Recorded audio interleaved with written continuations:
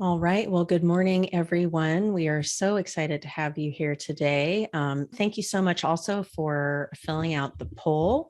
It's always nice to see who is coming to our events. And so I think we can share the results here in just a moment.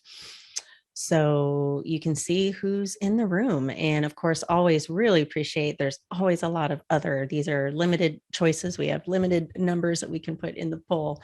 But really, it's great to see everybody coming from all over the country. We're very excited to have you here today. Please note some details on the slides. Sorry, I have something on my screen share there. In case those answer some of your questions, but I'm Christina Clayton, one of the co-directors at the Northwest Mental Health Technology Transfer Center. Welcome so much to Increasing Cultural Connection with Hispanic and Latinx Clients. And we are so excited to have you here and how to effectively, incorporate strategies to effectively engage clients from these communities. We want to also start with our land acknowledgement and just ask that you wherever you are, reflect on the lands on which you live and work and reside. And we certainly acknowledge all the ancestral homelands and traditional territories of Indigenous peoples who've been here since time immemorial. We are in the Northwest region of this lovely network called MHTTC, and we have, I think it's 272 tribes in our area. So it's really important to us to do that and to be better stewards and work for justice for these communities as well. So there's a great native land resource if you haven't seen that before. Now a little bit about our network. So the MHTTC, if you haven't been part of one of our events before, is a nationwide network. It's about 3.5 close to 4 years old. It's funded by SAMHSA, Substance Abuse and Mental Health Services Administration. We have 10 regional centers as well as 2 specialty centers, including the partners with us today. So we have a National American Indian Alaska Native Center, and then today we're partnering with our National Hispanic and Latino Center. And we also have a network coordinating office. And there are similar networks for the addiction field and the prevention field. So you can learn more about those online. We cover Region 10, as I mentioned, and we support resource development, dissemination, workforce training, technical assistance. Our Northwest Center is located at University of Washington in Seattle here. We're in the Department of Psychiatry and Behavioral Sciences, and our goals are the same as the network: to accelerate adoption and implementation of best practices, EBPs, heighten awareness, knowledge, and skills of the workforce, foster alliances, and ensure free training like today. Our area of focus for our network is evidence-based practices for serious mental health issues such as psychosis, but we provide training and work on topics all over the field. So, prevention of suicide, diversity and equity issues, integrated care, peer support, school mental health, and others. So we do that through webinars, learning communities, online courses, newsletters, resource libraries, and all of that. So we'll put a sign-up sheet if you want to hear about our announcements and you aren't already. So we'll share that later. So just a reminder, there's a very large group today, and because it's a webinar, you're muted and off camera. We will share the recording and slides, and as well as a highlight document, and send instructions later if you want to obtain a certificate of attendance. There's no formal CEUs, but sometimes you can use these for that purpose, depending on your area. If you can please use the chat for technical issues, just a shout out to our awesome project manager, Gabrielle, who's behind the scenes attending to these things. She can help you with tech issues or if you want to share a comment or greetings. But when we get to questions for Dr. Evans, if you could please put those in the Q&A, that would be really helpful to just sort of keep those separate and we don't lose those within the chat thread that usually gets pretty busy. We obviously are funded by SAMHSA, but they have no official position on our content. However, they really appreciate and require that we do these short 1 to 2 minute surveys. Of course, it's confidential. We don't know who said what, but we look at these every time we have an event. And so we're really excited to get your feedback, and we, share those with the trainers, and it really helps keep the free training coming that people do this 1 minute survey. So you will have 2 options when we share those surveys. Sort of half of the year when you're born gets one link and half get another. We'll share more about that as we get closer to that. So now to the good stuff. I am so excited. This is our third webinar on these topics, and we could do this, all year long, certainly, but it has been at least a great start. And Dr. Evans is a licensed clinical social worker, a certified alcohol and drug counselor, a licensed sex offender treatment provider, and evaluator. She has worked primarily with the Latinx population throughout her career as a child welfare specialist and forensic evaluator and treatment provider. She's currently the hospital administrator for Elgin Mental Health Center in Elgin, Illinois, a state forensic psychiatric hospital. She's also in private practice as a bilingual therapist where she treats adults and adolescents with mental health issues, substance abuse issues, and sex addictions. She also teaches on these topics at Aurora University and University of Chicago. So she's very busy, as you can tell, and we're so excited she has taken time again to share your wisdom with us. It's just been so great. So throughout her career, you can tell she has worked to increase equity, justice, and cultural awareness in these institutions, and we thank you for your work. So Dr. Evans, do you want to just say a quick hello before we have our little initial chat? Of course. Hello, everyone. I'm so excited to see so many of you returned. I'm looking and recognizing some names here. So now we're old friends. Yeah. Thank you. Yeah, no, it's fantastic to see people. So yeah, over 300 at this point. So this is pretty awesome. Mm-hmm. So today we have you, and we're so grateful to have you, Dr. Evans, to talk about specifically incorporating strategies to effectively engage Hispanic and Latinx clients. And this is, something I think everyone in the field wants to know more about, and how to better serve people from these communities and the communities at large. I was wondering, as we think about this topic, you've done these kind of trainings for a long time. You've worked in the field and pursued these interests because it's so important and relevant. What questions most often surface when you are training providers? I know we can't have interaction, through, our means today, but what kind of questions do people bring up when you do training in how to be more effective in their approach with these communities? Yeah, I think a lot of times it's that, how do I do this with everything else that I'm doing? And often they see cultural competence as something that's added, and that's something extra they need to do, as opposed to seeing the adaptation part of it, where it's not that we're creating something new, it's that we are adapting and helping the things that we are doing better serve the people that we're actually serving. Another one that I see is often just, how are we actually reaching the people we're trying to reach? Are they feeling it? And how would I know? When I adapt a cultural, I adapt an intervention, how do I know that this is actually effective? And how do I measure that effectiveness?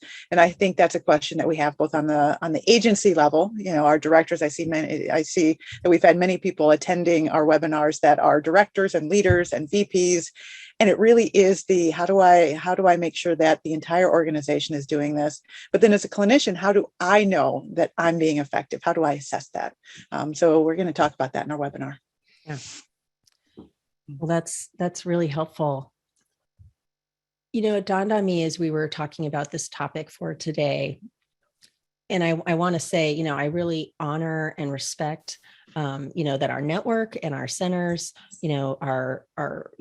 place a lot of value on evidence-based practices, and with good reason.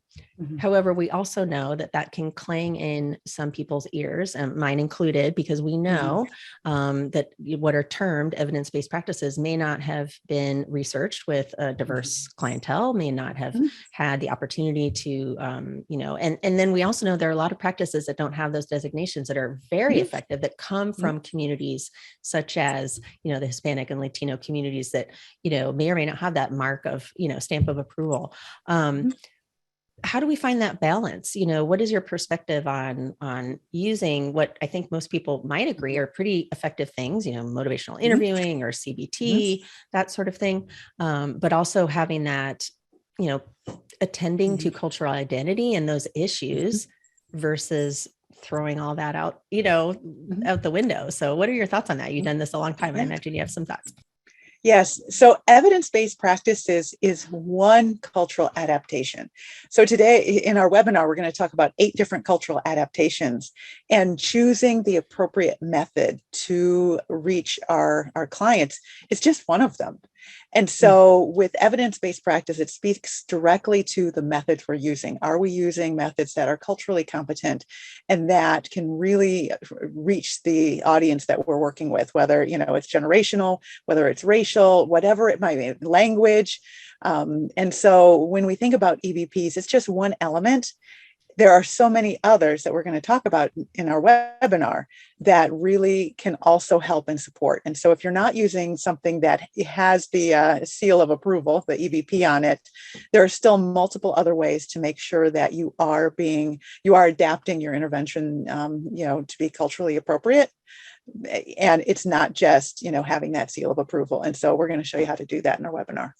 Excellent. Excellent. Yeah. And I know there are a lot of practices out there. We'll share some as well in our resource section, but it's, I think the question of, do we adapt something that wasn't created in our community to fit with our community, which I know is done a lot, or do we seek things that come from the community? I know that's just sort of an ongoing, and maybe it's both, right? I think what you're saying is that you can do both, just be mindful of how you're doing it. So thank you for that.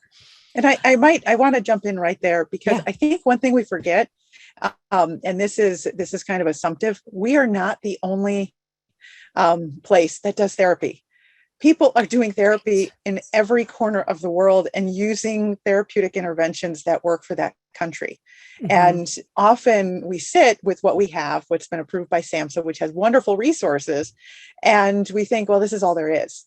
And it's instead of stretching out and going, okay, do I have colleagues in other countries that are using things that maybe it's tools, workbooks, other things that they're using with their population. So especially as we're talking about working with immigrant populations or recently immigrated, or even individuals that have different cultural things that they need. The information exists, but we just have to look for it, open our eyes. Yeah. And I assume, I don't generally have to make assumptions, but I think that's a great reminder that, mental health and behavioral health happens around the world, and many countries, might have far better or, great ideas that, that we haven't really considered. So that's really helpful. So as we continue our journey, as we all are on our path to better serve clients from Hispanic and Latinx communities, knowing we still have much to learn, do you have any words of wisdom for people striving to approach their work with humility? Maybe they get to do a lot of intense work to really become, culturally informed. Maybe they're just kind of doing it from their position and trying to be, as competent a clinician as they can and reach that cultural humility. But, any words of wisdom as we try to connect to culture and, but not be afraid to try? I guess that's sort of where my mind is going that you're saying before. Yeah. And research shows that the best thing you can do to become more culturally humble is get experience on a daily basis. How many cultures are you interacting with? You can see on your social media, are there different cultures? Do you learn different things about different cultures? Do you have friends or connections from different cultures? In your agency, do you move toward things that are familiar? Just as humans, that's what we do. And so are you challenging yourself? Are you going to different places in your community that might be for people of a different culture? Are you exploring them? And a lot of that comes with just having an open mind, because how we are in our personal life, private life, if we are very much, well, I interact with people of my culture and that's kind of it. And then at work, we have an experience where we're interacting with individuals of other cultures. Often we have kind of this separation, and ultimately being open to different cultures has to happen within. It's an attitude, it's a perspective, and getting experience, challenging yourself, finding where you're most uncomfortable, and then reaching out head on. That is how to grow in that area. But it takes a lot of courage. It really takes courage for that open-mindedness. That is a wonderful answer. I knew you'd have a great answer to that. I think that folks, try to learn, and yet you don't want to use a cookie cutter approach to, oh, I learned this thing about this this doesn't affect everybody that I'm going to meet that may even be from that community. And at the same time, not being afraid to challenge and learn, and yet be clear if you've made a mistake, and keep trying and have that open mind. So thank you so much. Well, thank you, Dr. Evans, for this great conversation. Really excited always to talk with you. So thank you. I will turn over the slides to you for your presentation. Thank you. All right. So here we go. Angel, are you there? Yes, thank you, Michelle, and thank you, Christina and Gabriel, for putting this together. My name is Angel Casillas Carmona, and I am project manager for the National Hispanic and Latino Mental Health Technology Transfer Center. And for us, it's truly a pleasure to be able to engage folks from Region 10, and hope this is certainly not the last time. Next slide, please.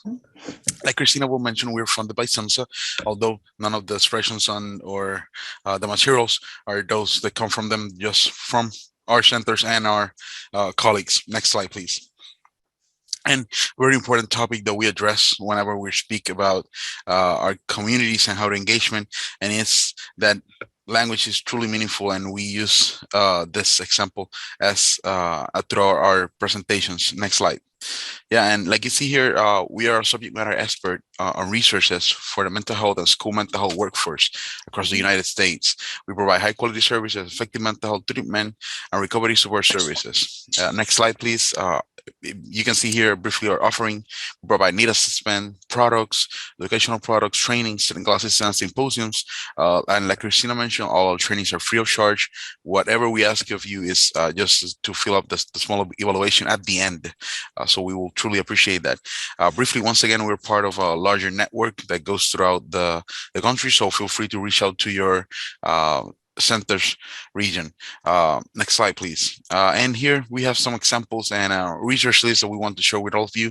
These are some of the products that we develop in our center. And can you go to the next slide, Michelle, please? This is also one of our newest products. You can feel free to download it through the QR, and also, like I mentioned, I will be sharing the research list with all of you. So I don't want to take any more time about this wonderful presentation. We also have a YouTube channel, so feel free to catch our videos over there. And I'll leave it up with you, Michelle. Thank you so much. All right, wonderful. So we have a lot to talk about today, and so this is going to be fantastic. So for everyone that has been here in the past, I am so glad to see that you are here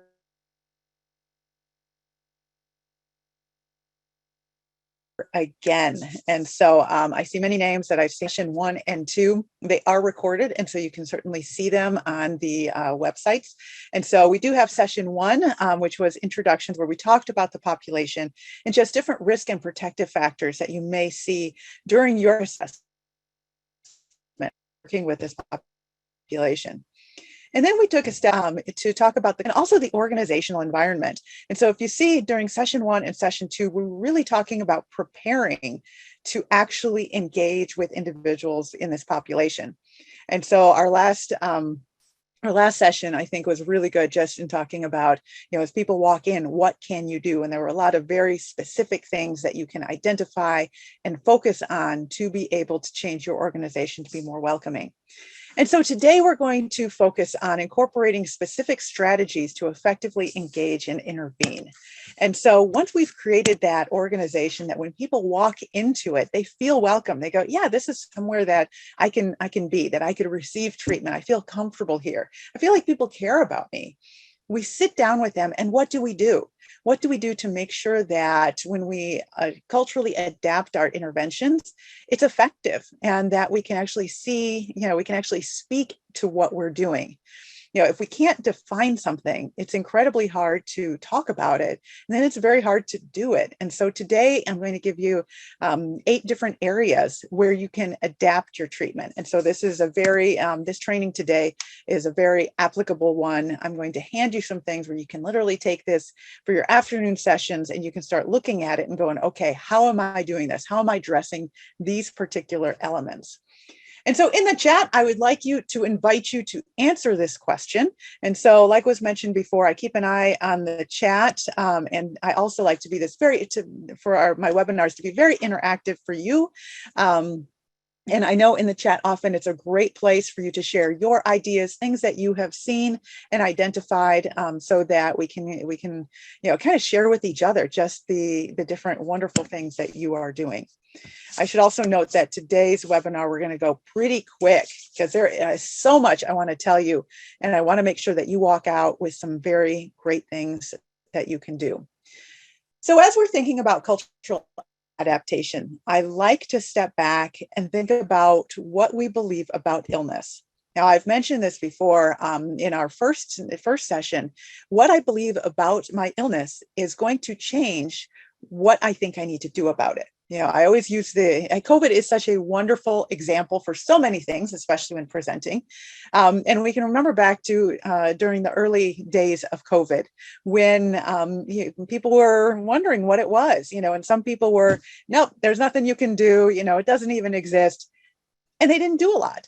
They didn't do a lot in terms of, putting on masks, social distancing, because it didn't matter. Their belief was it didn't even exist. Other people, had a biomedical model where it was like, okay, I'm going to take my vitamins, I'm going to take those supplements that make me healthier. I'm going to do everything I can, because there is a virus that can be transmitted, very biomedical model. Other people started looking and going, you know what, I really need to get my body into better shape. I need to make sure that I'm healthy. I'm going to, in addition to vitamins, I'm going to exercise. I'm going to make sure that I have a good balance so I can stay healthy, so I can develop resilience against this disease. Depending on what you believe causes illness will lead into what you actually do about it. And so here we go. So there are three general beliefs that people have, any culture, about where illness comes from. So I'm going to walk you through what they are. And so as we go into the adaptations, you have kind of an idea of what we're looking at. As you assess your client, you're kind of keeping these things in the back of your mind of going, what does my client believe about where their illness came from? When your client sits there and goes, hey, this is why I have my illness. If you are someone working directly with that person, if you speak directly to that going, oh, okay, this is how this is why you have this issue, that in itself is going to help your client feel heard because you are working with them based on their beliefs of how they got this. So here we go. So within a personalistic system of beliefs, the individual may believe that their illness was caused by the intervention of a divine being with special powers. It may be caused by retaliation for sins, disrespect, karma. Its recovery entails the use of ritual, symbolism, sometimes with natural or spiritual healers. And so as I think about COVID, I remember once I was talking to some coworkers and one of them was saying that, I had to make the walk of shame over to, where we got tested. One of my other coworkers, like, how do you think you get COVID? And it was one of those things where, in this person's mind, the idea was that, oh, you get COVID, you've done something bad. You've obviously not been wearing your mask or something, there's something out to get you, if you got COVID. And so this was in a joking way, it was kind of this person's belief, that it was due to some sin. Even though, as we'll see in a second, there are other ways to look at COVID, specifically. But we think about mental health issues as well, in terms of why am I depressed? Well, this is because of the life I've lived. This is just kind of my fate. And especially when we look at the values of the Hispanic and Latinx population, sometimes we see many of those beliefs of just, the fatalismo is what we call it, this fatalistic of this is just how it is. This is how things are, that often can be connected with this. The second type is naturalistic. And so this is harmony and balance is sought in maintaining health and well-being. When there's not balance, illness results. So naturalistic treatments include metabolic health through diet, exercise, energy balancing treatments. Anybody who has ever drank teas, in the Latinx, culture, we often have teas for all sorts of, illnesses. And that really is what this is. It's bringing in vitamins, bringing in these teas to be able to better balance your metabolism, through these healthy foods. And anyone that eats chicken soup, it's a little bit naturalistic because it's this, okay, I'm going to restore my body, provide vitamins and healthy foods so that I can retain this balance and stay well. And then, of course, we have the biomedical approach. Biomedicine is a system of beliefs that's summarized as a body as machine metaphor. What you put in is what you get out. We heavily use that in Western medicine, and it focuses on theory, knowledge, and the empirical research of illness to advance treatment options. And so this is where we're looking for research. What does the research say? And often our research, it's based on probabilities. We give this medication and it shows that 80% of people benefit from it, but there's still 20% that does not benefit. And often the biomedical approach can be very helpful for people to see, okay, what are the probabilities? And, theory and knowledge says that this is going to be helpful, but it's not always effective for everybody. And there's always some gaps within even that belief system, within all the belief system, that often we do have individuals who have a combination of how they approach wellness. I'm sure many of you as well, might have, well, yeah, I do a lot of, kind of maybe even Ayurveda, things like that, which is more naturalistic approach, but you also support the biomedical approach. So I'm going to research it. I'm going to see what's the research on this treatment my doctor's recommending, and so that's very common as well. And so hopefully in this short review, you can kind of see that how someone is approaching their illness. And if they walk in and say, you know what, I'm not doing pills. Pills doesn't make sense for depression. My depression is because of things that have happened to me, ways that I've treated other people. You can tell them all day long, well, why don't you take an antidepressant? But that might not align with where they believe, what they believe they actually need treatment for. And so that is the first place that we start when we start looking at how we're going to help people. In this slide, just talking about, I like the third point here, providers who are open and non-judgmental will be better able to help clients formulate usable plans for treatment. As always, as a clinician, the most wonderful thing that I learned, about a decade into my practice was that I didn't need to know everything about everybody. I didn't need to have all the answers. In fact, I actually don't need to have any of the answers, because ultimately, when we start working with individuals who have lives different than ours, which, by the way, is everybody, 100% of the people that you interact with are not you. I know you're like, how does she know this? How does she know about me? I do, guaranteed. Everybody we work with is not us, has not had our life. There might be similarities.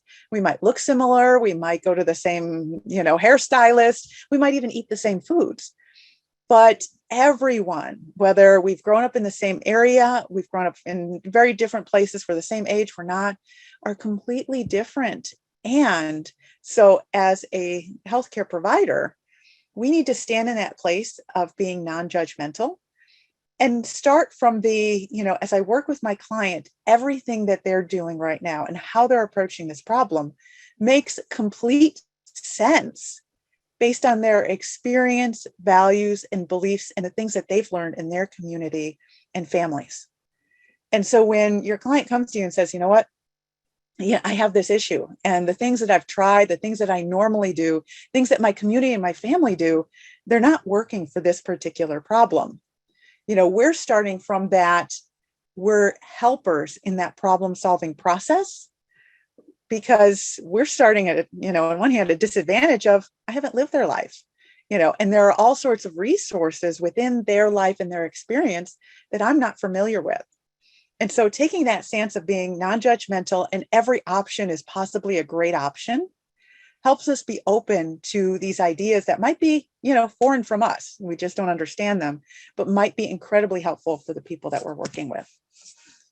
And so here we go into actually adapting interventions. And so we're going to talk about today the ecological validity model. This is a thing. You can look it up in research if you want to know more about it. I've listed out several sources at the bottom of my slides if you're a person that likes to look these things up, and actually read the research on it. And certainly at the end, I do have my email. And so I'd be glad to share these research articles with you because they are incredibly helpful. And so today I'm going to talk to you about this model that I've used, many of my colleagues have used, that helps us understand culture. This is something that I overlay onto the treatment models that I'm already using. I use a lot of EBPs, and within that, as I look at this model is placed on top of my theory. And so it's kind of like I'm seeing through the model onto the theory that I'm actually using with the client. And we're going to show you how that works. And so culturally adapted interventions means meeting the client where they are. That requires an integration of the following concepts. And one resource I want to point out here is if you dust off your DSM-4 TR, for those of you that haven't pulled it out lately, because now there's a DSM-5. Okay, I just confused myself. I'm getting all excited. If you pull out your DSM-5, that's what we're looking for. You'll see this in the back. All right. And so in the back of there's the cultural formulation interview. And it's around page 300 something. It's way, way in the back, if I remember correctly. And in there, we have the cultural formulation interview, which talks about this. And it talks about how you can culturally adapt interventions. It is a great resource because it provides you with all sorts of ways to ask questions that can help. It provides us with this structure of looking at how we can integrate what concepts we're looking at when we're doing an assessment. So the first thing we're looking at is the client's concept of health. Additionally, we're looking at their concept of distress and suffering. So right there in those two things, those are opposite. What is your idea of what health is? And what is your idea of what distress and suffering is, which often includes illness? Because in some place there, if we have an individual who, let's say addiction, we have an individual where their entire family has addictions.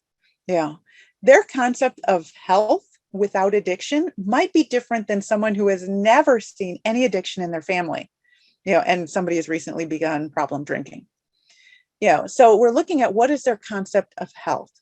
Additionally, their concept of distress and suffering. What is suffering? Our medical professionals do this all the time. On a scale of 1 to 10, or those little smiley faces, how much pain are you experiencing right now? We can do that with our life, in your life right now, scale of, 0 to 10. I like 0 better. 0 to 10. How much pain and suffering are you experiencing in your life? I work with some individuals that when I hear about what they're experiencing on a regular basis, I am astounded that they're functioning. I'm astounded that they're doing everything that they can do because you can see all of the distress and suffering that they're going through every single day. And I think to myself, I've never been in that place. I don't know what I would do. I don't know if I could handle it. On the other hand, sometimes we have individuals where we're looking and going, okay, based on my life, what's the problem? And so it's not about our idea of what distress and suffering is. It's not about, oh, you're okay, don't worry about it. If they're saying, no, this is the worst pain I've ever experienced, and I'm thinking about an adolescent I recently worked with who had their first breakup. This individual is in the most pain they've ever experienced in their entire life, this adolescent. You and I assume, most of us are past adolescents. It's more of the, this happens and you'll move on, I promise, but that's not what they want to hear in that moment, but that concept of their distress and suffering matters. And then we're looking at the client and providers, their cultural values, which we're talking about today. And then also the diagnosis and assessment of the provider. What are we actually thinking about? All right. And so for the rest of the presentation, here's what I'm going to do. I'm going to go through these 8 areas where you can adapt treatment to be more effective with ethnically diverse clients. Each one, I'm going to tell you about what it is, and then I'm going to talk to you about specific adaptations with the Latinx population. All right, here we go. So the first one, and I've been watching the chat, and thank you, Sarah, for helping me. Sometimes I'm talking, all of a sudden I start confusing myself. So thank you for sharing where the cultural formulation is, because yes, that's what I was looking at when I baffled myself. And so here we go. In the chat, I've been watching, many of you brought up the idea of language. Language is the #1 place that we can really adapt. And so now I'm going to challenge you. It's not just about Spanish. Any of you that worked with little kids or adolescents, it took me a little while to figure out why in the world everyone was saying bet. I'm like, I don't gamble. Why do you keep saying bet to me? Until I figured out, I was like, oh, they're meaning okay. I don't know how bet translates to okay in adolescencies. Is that the name of their language? But that's what it is, and there's a language within the adolescent culture of different phrases they use that instantly connect them, and use at your own risk. I'll just say, when I said bet, it didn't play out, Yes, thank you for all of you sharing. Some of these I have no idea. And I'm sure that it's even probably across the country, we have different ones. That's a different language, but additionally, Spanish or Spanglish. I work with a lot of Spanish speaking adolescents who are, they don't have all Spanish or all English. So we're often using some Spanglish that's just their regular language, and they have different colloquialisms and idioms that impact the expression and understanding of what's occurring. And so just like we would with our adolescents, if you're working with an adolescent, it's like, hold on, tell me, what's that word mean? Sometimes we have to, as we're working with our adult clients as well, sometimes it is okay to slow down and go, okay, can you tell me more about what that word means to you?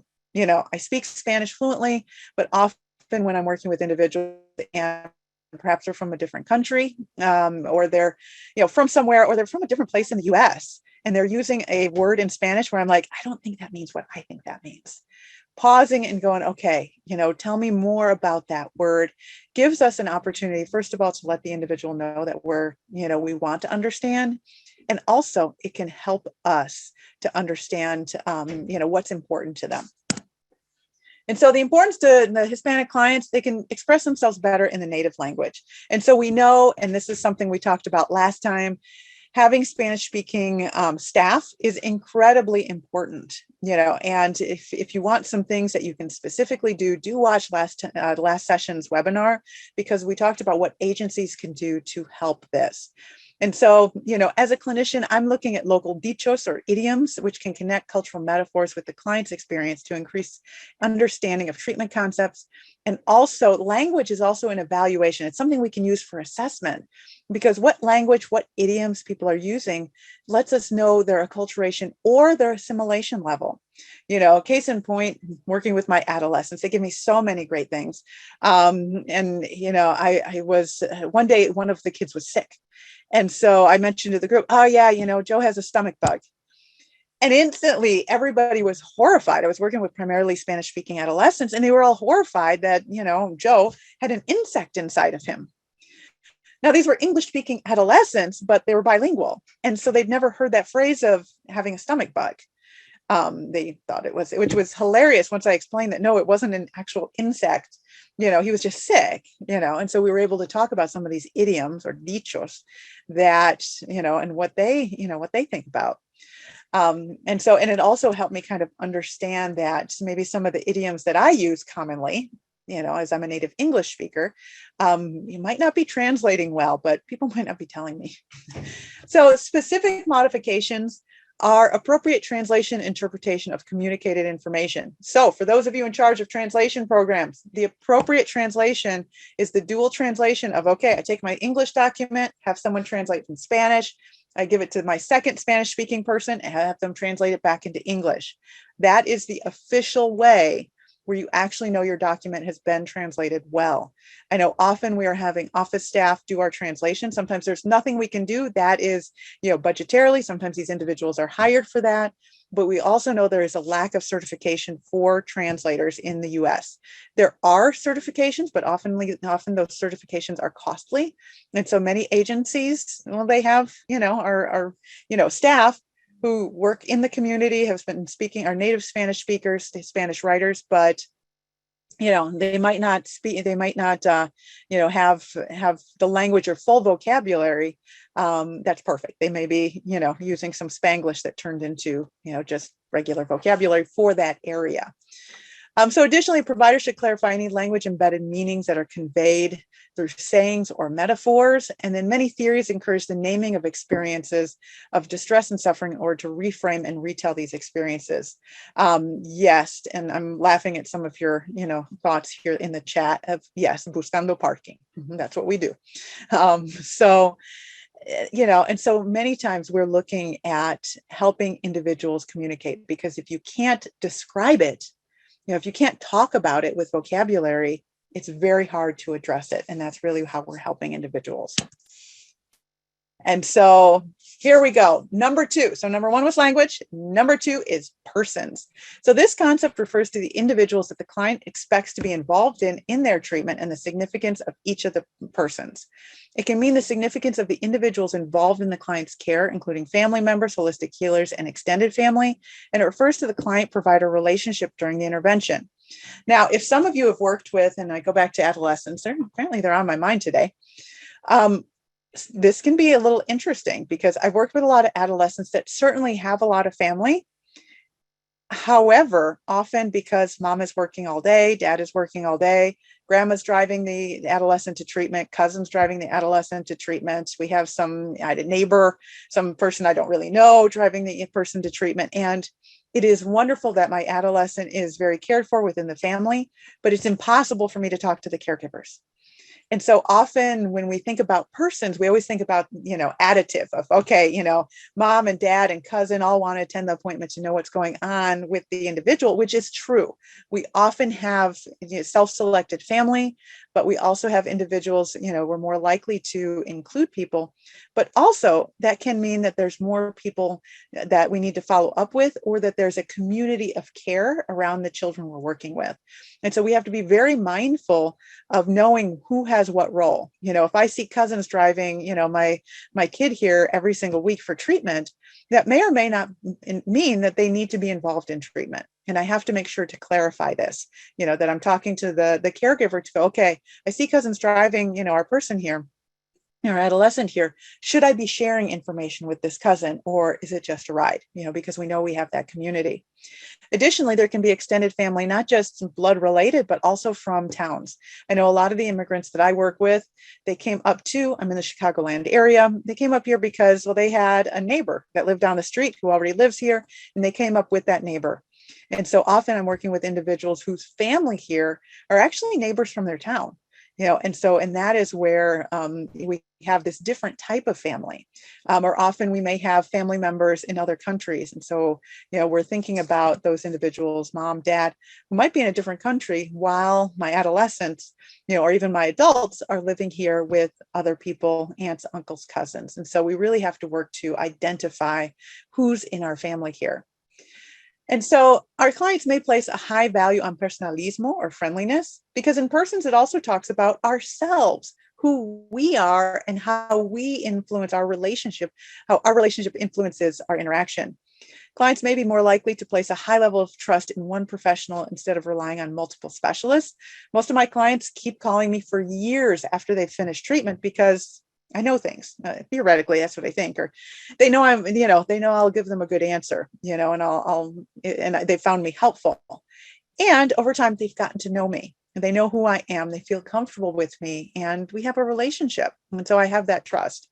The client might not it's something to know is also the client might not always express disagreement to individuals that are in a position of authority, but then may follow treatment recommendations. And so here's a little thing. When you are working with a client from a culture that doesn't always express disagreement directly to the professional, it is super easy to have all right, so next week you're coming back, right? Mm-hmm. And then you get, as someone said in the chat, ghosted. Then they just don't come back. And the question is, what happened? Why didn't they come back? And so one of the things I always recommend is when you ask, okay, first of all, ask active questions, open-ended questions. So I'd love to see you again. When would you like to come back? Come back in an hour, not an hour, in a week, in a month. When do you feel you need to come back? Especially if the client's voluntary. If they have to come back in a week, it might be that I'd love to see you next week. What would you like to work on? And to make those, what's going to help? What value did you receive? I often use at the end, when I'm about 5 minutes done, are going to work on for the next week. Usually their answers tell me how involved they were. If they kind of give you I don't know what I'm going to work on after we've spent an entire session talking about what we need to work on, I can see that, okay, maybe I don't have a high level of commitment here, although when they can tell me that, yes, this coming week, I'd really like to talk about that thing we talked about, then I know there's engagement, that the individual is very involved and committed. And so that can kind of help me be able to address some of the things that might be getting in the way. Another thing, especially for clients that might sense some, I might sense some hesitation in their response. Some of it is, as we mentioned in the chat, asking, how's this been helpful for you today? Asking them if this has been helpful, how has it been helpful, and getting that kind of sense can let you know if there are specific things that you need to address. Yeah, it's nice talking to you, but I don't know how this is going to help me with my problem. That right there, getting that early in your, before they leave, can help you address those concerns that they might have to help them continue to engage. And so with this, specific modifications that you can make. Number one, focus on developing rapport with the patient. I know many of our plans, our agencies, we got to do our assessment quickly as possible, get them into treatment. Okay, start working on those goals. We got X number of days to work, depending on what program you're in. That developing rapport is most important, and to make sure that you are working. It's not just hey, I want them to get to know me. Here's who I am, oversharing, or, all about you, a little more than you. It's that developing rapport of learning who they are, learning what is helpful for them, learning to understand what they view about their problem, and how, everything that came behind that problem, how they've tried to solve it, and really demonstrating that engagement and lack of, and non-judgmentalness, that's not a word, so that they can see, because they got their little spidey senses out, so they can go, okay, this person is trustworthy. We might include multiple members of the family, and we should be empowering, and then remain mindful of your reverent power. So take a look at this. So we just talked about language and we talked about persons. These are specific cultural adaptations. So when you're thinking about when your supervisor comes and says, because they attended my last session, and so they're going to ask you, how are you adapting your treatment to be more culturally relevant, to meet your client where they are culturally? These are things that you can say, I'm working on developing rapport so that I can meet them where they are regarding how they see their illness. That is an intervention right there, is an adaptation to the intervention we're doing. Number 3, metaphors.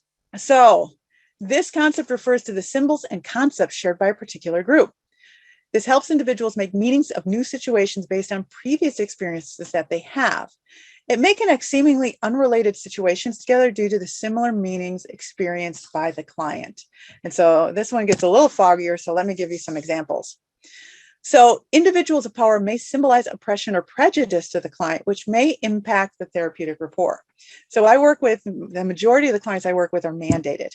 I know you're questioning, why would anyone have to be mandated to see you, Michelle? I know, I'm surprised as well, but apparently they're mandated. And I tell them they're mandated until they get here, and then they return for the second session, which I'm like, see, you're choosing me. You could have gone somewhere else. There you go. There's our choice. And so, but with our metaphors, as people are coming in, they, especially like I mentioned, that they're mandated, or they're working in the criminal justice system, or whoever sent them. I have to see you because my doctor, my teacher, whoever said I had to. Often, if there is oppression or prejudice in the past, often this can impact our therapeutic rapport, because they have these metaphors of how the system works. And often we're a part of the system. A provider that's attentive to these variables will be able to identify the positive symbols that are helpful for the individual and minimize symbols that negatively impact treatment. I have an example of an individual that I've been working with who has a long time, due to their race, where they grew up, their experiences, has experienced oppression and prejudice just about every single step of the way throughout their life. And then they come into me where they're mandated, and I recognized that even though I have expectations that people show up on time, they participate, they complete homework, I recognize that I could really influence if I came at this person with a, you didn't do this, you didn't do that, you didn't do that, you know, all the things that were assigned to you, I was going to lose them. And we were just going to have a battle and never really build rapport. As opposed to starting with the client and going, tell me what you want from this. I understand you're mandated here, but while we're here, let's work on helping you. You know, and number two, here's the homework that we do in the program. Are you ready to start it now? Or is that something you want to get a little more comfortable with the program with, and then maybe start it later on? And so it's offering choices where you can. And even in my mandated, you know, my program where people are mandated, we have choices. Do you want to do it today or tomorrow? Do you want to do it this week? I understand you're starting a new job. Maybe we wait for the next week, you know, when you have a little more time. And so giving them those options can really help them. And so our metaphors, ways to modify, is treatment needs to explore the patient's story as understood by the patient, including the patient's perception of his experience. You know, often I work with individuals who have a long story and usually very negative toward the system. And it's very easy because, to tell you the truth, I am a part of the system. I'm a therapist. I, you know, receive people mandated by the court. I am a part of the system when they walk in, and they usually look at me and they're like, you know what, you're in with them. You're in with probation. They told me to come here. You're part of this. It's so easy. And on my bad days, sometimes I can get a little defensive, you know, about this. And so, but I need to drop that to be able to be mindful of the difference of, you know, of the personal environment, the meaning of this interaction, of what it means to be mandated to treatment, or what it means to be in therapy, especially for someone that says, you know, therapy is for sick people. I'm not sick, you know. And looking and exploring those meanings with the individual as someone that's, I call myself a witness. I'm a witness to your experience. You know, I've seen a lot of people, I've read a lot of books, but I'm truly a witness to your experience because this is your life, you know. And so I'm just here to witness and to help you and give you ideas that have helped other people, you know. And what does that mean to you as you go through this process, you know, and building that rapport. I've had very good success of individuals kind of dropping and going, okay, you know, I can see you're willing to accept, you know, who I am as I'm going through this process instead of enforcing the process on me, you know. And so it usually goes very well. And so as we're looking our next thing, and so we got language, persons, metaphors, and now we got content. And so the definition is, this one's the easy one. This is the one we love for organizations because it's easy to do. It looks at the cultural knowledge about values, customs, and traditions. Each client may be influenced by cultural values, customs, and traditions specific to their family, community, and race. This one is when you go through your agency and you're like, all of our pictures on the wall have white people in them. There is nobody of color in any of our pictures. That's content. And so when you're adapting your agencies to be more reflective, you're adapting your brochures, et cetera, you are literally changing the content, which is a cultural adaptation. And so here we go. The importance to Hispanic clients. Clients may have unique values, customs, and traditions that connect them to their native countries and to their families. And being conscious of the impact of cultural content allows the provider to hear the specific problems and concerns that their clients have to address them efficiently. And so with this, content in the clinical session can also mean what we talk about. As you're talking about customs, one of the things that research has shown that often when we have a clinician and a client who are of different cultures, often the client doesn't bring up cultural stuff because they don't think the clinician's going to understand. You know, I'm not going to talk about some of the traditions that I have just, you know, out of the blue. I'm not going to go into depth because it's really turning into an education session. Okay, right now I'm going to educate my therapist on what we do for whatever holiday. And, you know, in that moment when you have to educate your therapist on here's what we do for holidays as part of my culture, you're teaching your therapist, you're not gaining benefit. And so why even bring it up? You know, is often where clients are sitting. And so this is stuff that as you go through these trainings that you can learn about. You know, when you go to these, you know, these trainings, when you go to, I talked about way back at the beginning, you know, when you go to those events, different places, when you go on social media, YouTube, TikTok, all of that, and you start looking and watching people from different cultures, you know, experience their culture and what they do, it gives you a knowledge base of, oh, Dia de los Muertos, yeah, I saw that, I saw the different activities, yeah, I have familiarity with that, with the ofrenda. So yeah, I've seen that. What does your family do? And it gives you something so they don't have to teach you, because I got to tell you that if your clients feel that they have to teach you about their customs and values, they're just going to talk about something else that makes sense to you, so they can use their time effectively. So that's why we work to learn many of those things. And so specific cultural modifications, treatment needs to be holistic and may need to incorporate spiritual or other elements from the patient's culture. And these are things that you can research, when you're working with this population. Treatment may incorporate values, customs, and traditions, and it should also increase the amount of comfort and familiarity that the clients have with the therapy-related tasks. The other side of this, when we're talking about content, is I know that so my client has things that I don't understand, I've never experienced. But on the same thing, I have things, because my culture is licensed clinical social worker culture. We have our own culture, those of you that are social workers, And so in my culture, there's things that I do that my client doesn't understand. Now, as I'm the therapist, I'm working within my culture, often as a social worker, and I have my assessments and my diagnoses and my treatment and my interventions. And I have to be aware of how much of that my client cares about. But also, if they need to know something, I have to make sure I'm explaining if there's specific content that they need to know. Hey, here's how therapy works. I often, at the very beginning of our session, talk to my clients about, here's what happens with therapy. And I use a lot of CBT. Here's how thoughts work. Here's what I'm doing with your thoughts as you're talking. Here's how, we reframe thoughts, and that's what's actually happening here. And often that's, even though I'm not teaching them, I teach them a lot of CBT, but they're not becoming therapists in that moment. They don't need it. They don't want it. But I'm giving them, here's the vocabulary that we use in the session to be helpful for you, and so that's also part of that content to set the stage for that therapy, the culture within the therapy session. All right, so the next one is concepts. So definition it refers to the constructs of the theoretical model that's to be used in treatment. And so early on, I was talking to you about, EBPs, the evidence-based practices, and what kind of adaptation they are. And so as we've already seen, evidence-based practices, they're not everything in terms of adaptation. You don't just use an evidence-based practice and go, see, it's culturally adapted, because that's not all it is. But it's a part of it. And this is where it is. It's within concepts and methods. And so here, first talk about concepts. The constructs of the theoretical model that you're using in treatment incorporate the provider's understanding of the client's problem, and it involves the client's understanding of that same problem.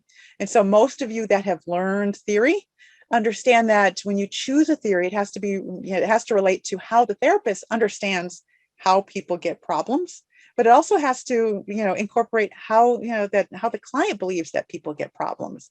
That's how you choose the correct theoretical model. That's why one theoretical model doesn't serve everybody, because not everyone sees illness in the same way. And so as we're looking at this, we're looking at the constructs to make sure that they are appropriate for the culture we're working with. If the provider and client's understanding of the problem is not conveyed, in other words, if I don't ask them, well, how do they see the problem? I'm just checking off boxes here, and okay, you've got depression, there we go. Yeah, I don't care what you think about it. I'm going to just do therapy on you. Just hold on right there. I'll do therapy in a minute on you. If that's what we're doing, we're missing an opportunity to connect with that client, and there's not an adequate partnership to complete treatment goals, and your client's not going to feel very understood. And so the importance to Hispanic clients, theory should be used that allow for the integration of the individual's cultural values and beliefs so they can understand and accept the framework of the problem. If their understanding of their illness is incongruent with the theory being used, they might not be able to fully participate. And I like to tell you about all the times I messed up. So I'll tell you about the time I messed up. I was working with an adult group, Spanish-speaking only clients, and I decided that day, our group topic was going to be cognitive distortions, and I ended up giving them the most technical lecture on cognitive distortions and completely lost the entire group. Because what happened, I was working with a bunch of men who generally had maybe right above middle school education. And I'm going through cognitive distortions and this and that. And it was literally like a college lecture. And I ended with all of them just like staring at me. And at that moment, I'm like, yeah, they don't see, my group at that point, they were not seeing even that they had thoughts. They hadn't broken that apart of going, okay, thoughts, emotions. They hadn't done that yet. And so, but I completely missed the cultural element of, okay, let's start, how do my clients, how do they see their problem? And if they're not seeing the impact of thoughts at this point, because they need psychoeducation or we're just not there yet, I'm wasting my time, which I did that day. So our specific modifications, when we're choosing a theoretical framework to use, ensure it's consistent with the cultural concepts of the individuals being served. That includes education, cognitive level. That also includes how they see the problem. That's what we're looking at. And then here, I mentioned my cultural formulation interview in the DSM-5 that can help you. And I love those questions. I use them all the time, especially for those of you that do assessments. If you're in an agency and you have kind of these are the questions we use, those are wonderful questions that you can kind of change in how you speak them so that the individual can hear them and you can get better information out of those questions.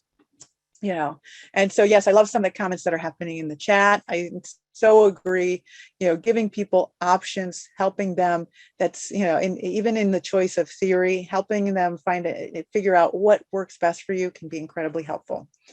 All right, next one, goals. You following along? You still got them all? All right, so our goals refer to the identified desired outcome of treatment, and it should reflect the client and provider's understanding of the problem and the solution.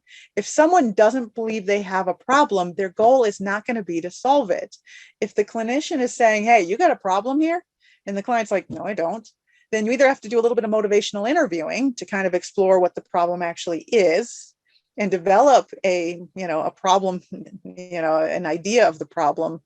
Or you might, it might actually be the therapist that has a problem with the client's behavior, but the client and the client's community doesn't. That has happened in terms of formulating goals. So your goal is to identify goals that the client is, understands, and it should be specific to the client's problem, attainable. You guys know SMART goals. Yeah, look at that right there. Specific, attainable, relevant, at the time, right time, so relevant and based on their needs, based on time based. And it has to be congruent with their cultural values. And if you remember back in session 1, we talked about cultural values such as personalismo, respeto, fatalismo, all of these different values, which often are within the culture. And those are the goals, those are the values that you're considering as you set these goals of what do you actually want, to happen. And so the importance is that if the client doesn't feel a goal is worthwhile, their motivation for participation will be less, which means it's higher dropout in treatment. And then also, we discussed this before, due to respeto, Hispanic clients might be less likely to express disagreement with individuals who hold that positional power, meaning you, as a therapist, as a clinician. And yes, I appreciate that comment of developing a psychologically informed environment that's sensitive to culture. Development includes matching an appropriate psychological model. That's what we're doing here. And that's where goals kind of fit into this. When you have the right theory here, and now you're creating goals that make sense, so the client can see where we're going. And so, so that's, we're incorporating this, their customs and traditions as well. And then we're going to continue using that throughout our goal setting process and as we evaluate. And so earlier I mentioned just that, one of the most difficult things is, okay, I've adapted my, I've worked to adapt some of my interventions. And how do I know they're effective? Well, you got to have good goals. If you don't have good goals, well, then it's impossible to measure. And so that's where all of a sudden, people fall off and they don't know if their interventions and their adaptations are being effective. And so, all right, here we are, methods. And so this is the other one involving theory, which is methods are the procedures to follow in order to achieve therapeutic goals. It incorporates the theory being used, but also includes provision of the assessment, use of transference, counter-transference in the relationship, and the use of specific interventions such as group or individual treatment. And so with this, we are actually looking at what we're doing, some of those dynamics between the client and the clinician. And in treatment, the experience, expression, and explanation of symptomatology is bound to our intersubjective perspective, which is impacted by each person's culture, which means mine. I have this idea of how the world works, and my clients. And if the method to achieving the goal is not consistent with the client's understanding of their symptoms, they're not going to follow through. Again, adapting to your client's culture is the number one way to prevent client dropout in terms of service. And so that's why it's super important. So here are some methods that we use. Help them feel more comfortable participating in treatment methods that they're already accustomed to. And this is the asking them what is helpful. Family therapy, there's a bunch of family therapies that have been tested with the Latinx population. Those are fantastic to use. Provider can also encourage the client to express their cultural bound behaviors and feelings by methods that they are comfortable with. How do you express this? What do family members do? I have family members suggest different ways to express yourself. And how do you feel about that? Does that work for you? Those are questions that sometimes we ask as therapists, we ask all the time, but looking at it with I want to understand this on a cultural way, not just on what coping skills do you use, but I'm hearing and I'm listening for how are their values integrated into their coping? How are their values integrated into their choices of who they share their problems with?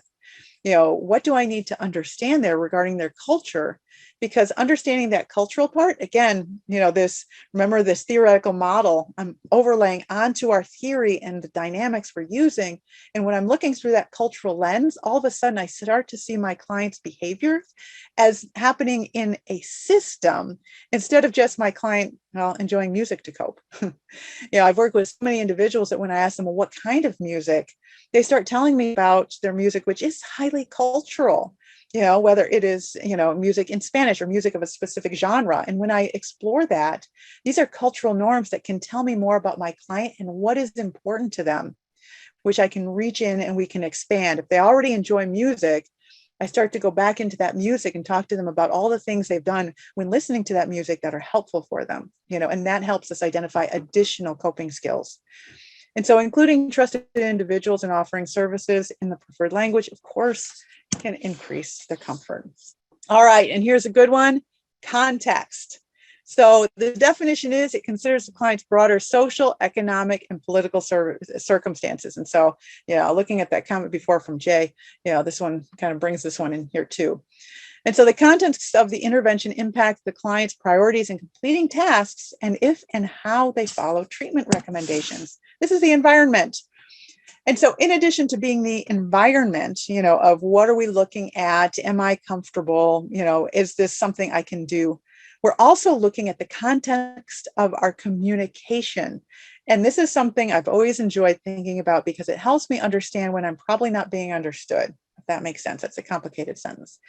And so what we're looking at, there is a high context culture and low context culture regarding communication. And so in therapy, which is highly based on communication, I'm looking at, at our high context cultures, what they do is the context is key. There's a lot of hidden messages within the context that if I, as a therapist, am from a much lower context culture, I can miss. This has to do with, looking at the messages, looking at the metaphors, reading between the lines, looking at individuals, are they taking personal acceptance or is this about their community? I've worked with so many in supervision, so many therapists that weren't successful with clients because we come from usually a very high independence culture here in America, where it's, hey, we all have personal responsibility, and they're working with somebody that they have a much higher context culture, which is about community. And when you start to lean on personal responsibility, they're like, it's not, no, I have a responsibility to my community. And actually, in suggesting that you need to take a responsibility for yourself, take responsibility for your change, it doesn't work because they're like, no, I have to do this for my family. I have to do this for my community. My improvement is because of my community. And it's a place where often that context and seeing where they are, where they are within their community, we can completely lose them. But also looking at things like time, the level of commitment to relationships, bonds with people, and even understanding. And I always suggest it's, as somebody who's here in this training, considering where you are in terms of your own context. This is a continuum, people are neither way over here or way over here. Typically, they're usually somewhere in the middle, and it's dependent on you, your family, and also your community. the importance to our Hispanic and Latino clients, it impacts their understanding of subliminal meanings that are expressed every day. And if we don't understand it, we are missing half the conversation. And so what can we do? Understand the context is made up of the client's experience of acculturation, immigration, and the client's stage of development, social supports, and relationship with their culture of origin. And treatment needs to focus on developing rapport with the client to create an accepting and supportive environment. And so I think, if I said that enough, that you got to develop rapport. So at this point, I know we've talked in the past. I think I might, just looking at time, I never know if I'm going to have enough time. I'm going to skip that little part there. And so I do have, I don't know, do we have any questions that have popped up? Can't see my little thing. No, I imagine that people have many questions, but you have done just such an amazing job of running through so much information. I imagine people will be excited to hear the recording because it's so rich. And so I just loved all the comments in the chat and the, insights people were sharing. It's so great to have, especially with such a large group, just such productive, commentary, and that you're sort of responding to that in real time. So I imagine either people are overwhelmed or excited. And yeah, people are saying you're just so thorough. You covered so much. And yeah, we will have, the slides, the recording, and we'll try to do a quick summary kind of document that we often do. But gosh, I just want to thank you so much for what you shared, all the insights. Just, I know people are just really very excited. I'm going to share my screen so people can see for evaluation purposes. If you're born between January and June, we will put these links in the chat as well as you can see the QR codes. But so just pick one, doesn't matter. We won't know your birthday. And when you do the surveys, depending on which survey you get, if they ask for like a personal code, you can just put whatever combination of letters and numbers. We don't really need to know anything specific about you, but you just have to fill out the form. And so whichever one you want to fill out is great, but these are some guidelines there. We'll get those into the chat if they aren't already. I did want to say we have a couple of events coming up. Tomorrow, we have a co-occurring disorders, compassionate care for healing recovery. That is tomorrow with our center. And then we have a couple of webinars coming up from another partner around, they have titled it Navigating the Tough Stuff, and it's for LGBTQ suicide awareness for families as well as prevention. So those will be coming up as well. I also know maybe either you or Angel wants to comment on this conference that's coming up. Since we have another minute or so, Angel, do you want to share about this? Yeah, sure thing. This is a conference from our colleagues at the National Hispanic and Latino ATTC and PTTC. Is going to be an in-person conference this year. Thank God for that. We've been having some opportunities to meet together. We are collaborating with our sister centers on it. There are not many details yet. We only have to save the date. We're on the lookout for sponsorship opportunities and registration. So be on the lookout for that. It's fantastic. Awesome. Well, glad to share that. And who doesn't want to go to Vegas? So let's connect. If you have not been to our events before and you want to hear, we definitely have events that, cover a lot of ground. This is just one of them. And we're so thankful again to Angel and Dr. Evans and the whole team at your center. It has been fabulous to collaborate. I know, as you said, it won't be the last, but just thank you to everybody who took time today. This is a lot of people. And so I know these topics are so crucial, and I'm so grateful that we were able to provide this for folks that were in attendance today and those that get to watch it later.